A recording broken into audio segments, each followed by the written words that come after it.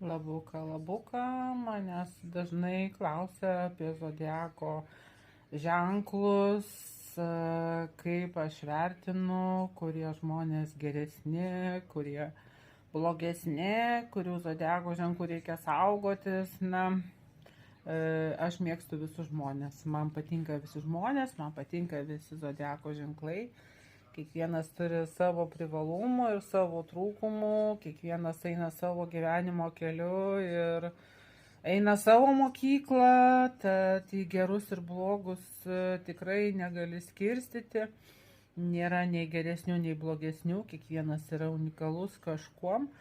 Aišku, pagal astrologiją pagrindinis zodiako ženklas yra tas, kuriame žmogui gimus randasi Saulė, tai yra pagrindinis mūsų šviesulys.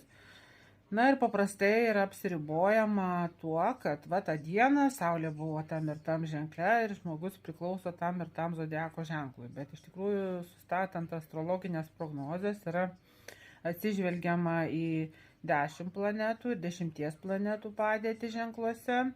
Taip pat dabar yra naujoji astrologija, kurią sudaro ir asteroidai, ir kometos, kadangi šie dangaus kūnai trumpiau arba ilgiau irgi užsibūna įvairiuose zodiako ženkluose.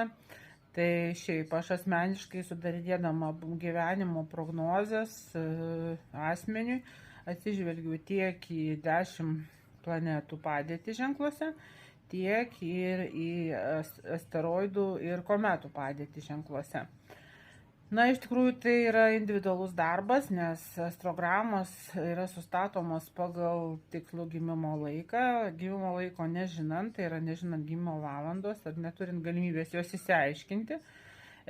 Gimimo valanda yra nustatoma pagal žmogaus išvaizdą. Tai yra įmamas žmogaus nuotrauką, sakykime, jeigu žmogus negali pats atvykti asmeninės konsultacijos. Ir tada galima nustatyti žmogaus gimimo laiką pagal jo išvaizdą, pagal ūgį, kūno sudėjimą ir panašiai. Sakykime, kiekvienas mėgsta tuos, kurie yra panašus į juos. Tai dažniausiai geriausiai sutarė to paties ženklo atstovai, nes jie geriausiai vienas kitą supranta. Tai yra avinas visada geriau supras aviną, dvyniai geriausiai supras dvynius, o vandenis geriausiai supras vandenį.